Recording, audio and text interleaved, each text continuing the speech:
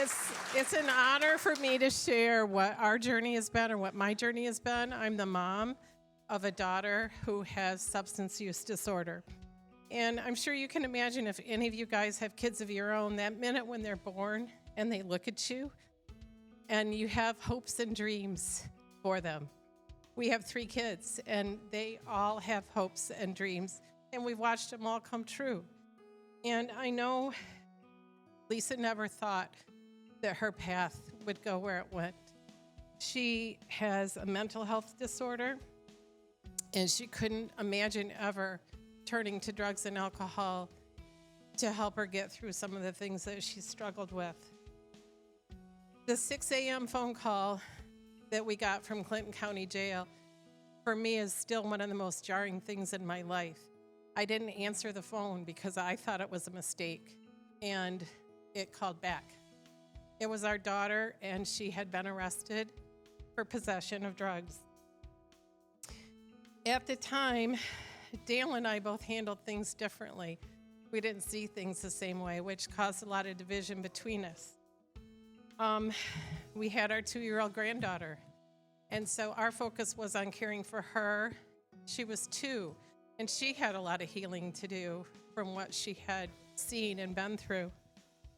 So I don't remember who pointed us toward addiction treatment services, but I did know we needed help understanding and processing what was happening.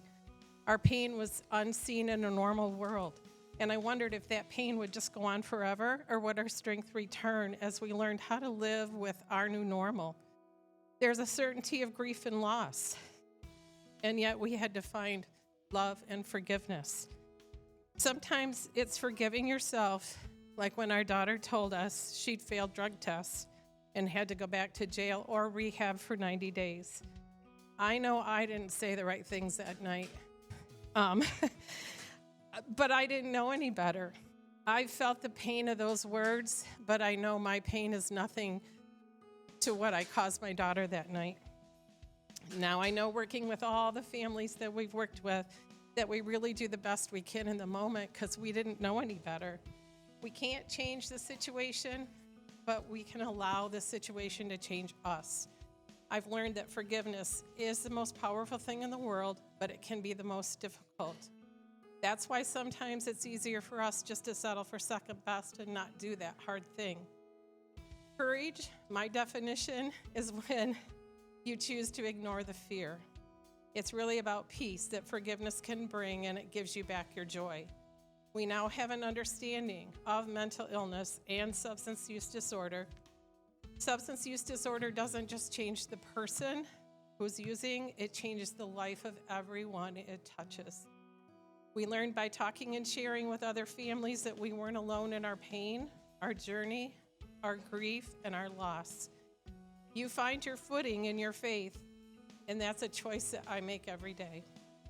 Education and support made us stronger and helped us understand our pain and our daughter's pain, and we grew an understanding of ourselves and also understanding our daughter.